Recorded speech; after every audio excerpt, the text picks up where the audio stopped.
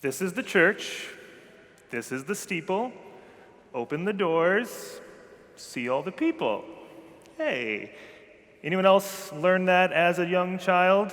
All right, all together, here we go. This is the church. This is the steeple. Open the doors. See all the people. There's a trick. If you don't do your hands just right, your church becomes empty as a result.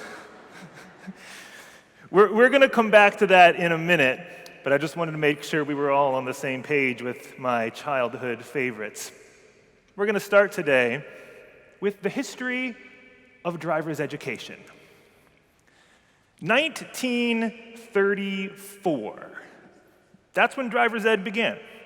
So for those of you who learned to drive prior to that, impressive.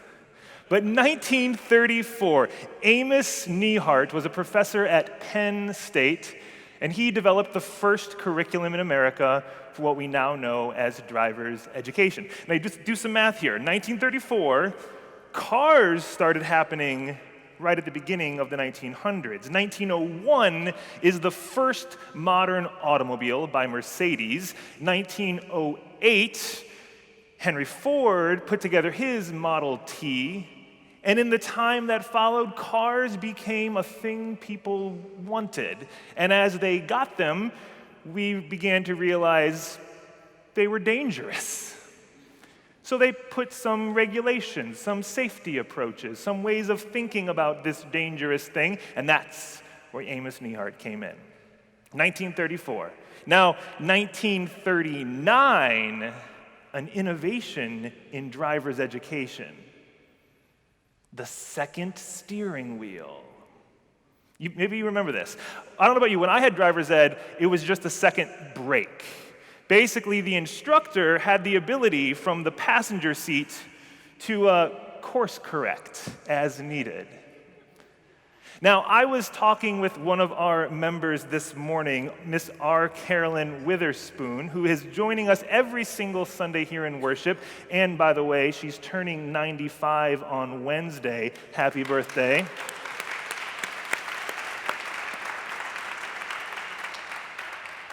Miss Witherspoon has been a member of Riverside since 1953. She still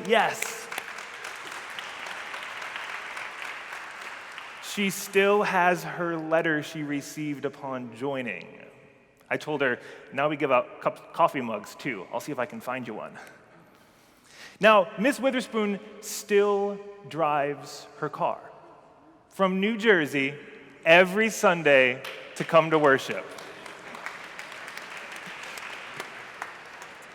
I asked her what she remembers from learning to drive, since she might have some memories of these early days of driver's education.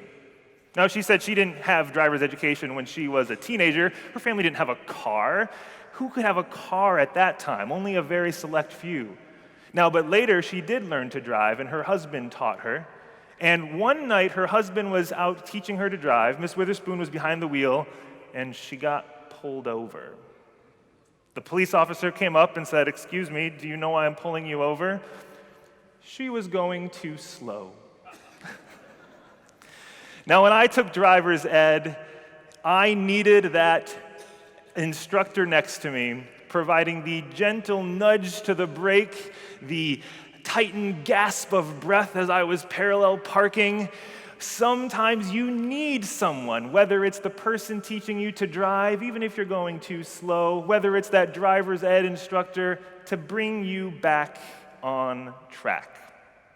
Now, the epistles, the letters to the early church, the one we heard from 1 Timothy this morning, I think those letters are like driver's ed for the early church.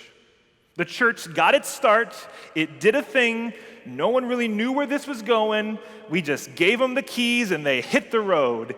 And then, a little ways down, we thought, maybe we should course correct. So, a lot of the early leaders of the church wrote these letters, passed them around, and that became a way of instructing the church, just like a friend or spouse or partner teaching you to drive at night, just like my childhood memories of driver's education. These letters offer a course correction because let's be honest, when 16-year-old version of me was learning to drive, we were all glad there was someone with their foot on the brake. And when the church at its beginning, and perhaps the church in its life today, we might be happy to know there is some sort of driver's ed we can turn to make sure we remain on track. This letter, this driver's ed instruction we heard this morning, contains one phrase that you've likely heard or perhaps misheard many times in your life. There's that one verse in there, money is the root of all evil. Wait, that's actually not what it says. That's how you've heard it, but you got to read the whole thing. For the love of money is the root of all evil. Imagine the person writing this letter to a church. Imagine the scenario at play upon which they penned that phrase.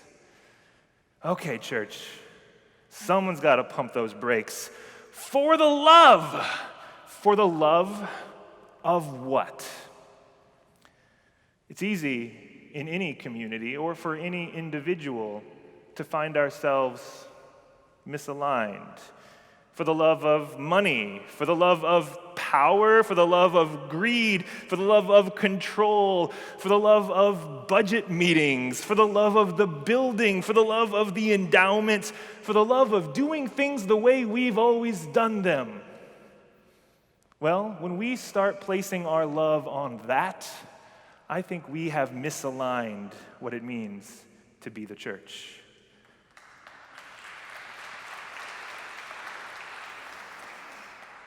What about for the love of God and for the love of neighbor, for the love of the poor and the love of the planet, for the love of community and creativity and compassion? I feel like that epistle, that instruction could have just ended after those three words. Church, for the love. The mystic Rumi once said, whatever you love, you are. Whatever you love, you are. Now that strikes a chord with each of us individually and with us as a community. Now back around the time I was taking driver's ed, one thing I loved was Disney movies.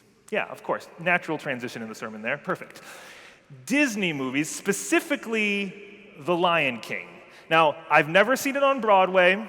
I haven't even seen the live-action remake, I'm sorry, Beyoncé, but I remember the cartoon from the 90s. My sister and I had the piano book. We could play them all. We could do our best to sing them all. I probably still have most of that thing memorized if you kind of started quoting lines with me here. But the one moment that has continued to come back in my adult life is about halfway through the movie. Now, you're likely familiar with the story. Simba, the young lion, gets split from his family, all this drama and turmoil, and he's off with these two little creatures, Timon and Pumbaa, and then one night, he has this encounter, and he remembers his father, and he hears his father's voice. Remember who you are. It's those moments snuck into a children's movie that stick with us all through our lives. Who knew that Disney was writing sermons back in the 90s? Remember who you are. When you find yourself misaligned, stop, take a breath, remember who you are, and then realign yourself along that trajectory. For the love of money? No. For the love of greed? No. For the love of God and neighbor, for the love of the poor and the planet, for the love of compassion and creativity, for the love. It's easy to focus on all sorts of things when your attention is drawn to going to church. If we got to go to church, we got to make sure the budgets are all properly in order. We got to make sure that everyone is voted correctly in the right places. We've got to make sure everything is set up. We got to make sure the building will stand longer than the earth itself. Well, I'm going to tell you this morning from the pulpit of the Riverside Church, perhaps we should stop going to church because we are called to be the church.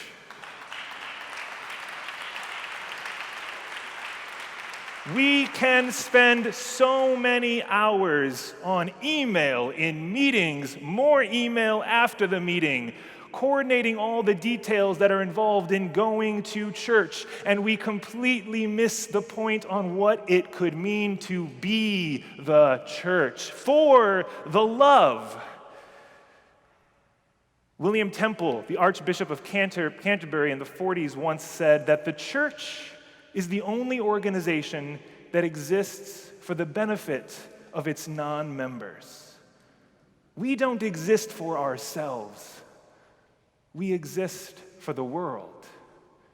Are we willing to pump those brakes, to realign our trajectory, to remember who we are so that we might be the church? Let's rewrite that childhood poem. This is a building. It has a really tall steeple. But it's not the church. The church is the people. Wait, there's verse 2. Sometimes we might plot, scheme, push, and shove, but may we remember we exist for the love. Amen.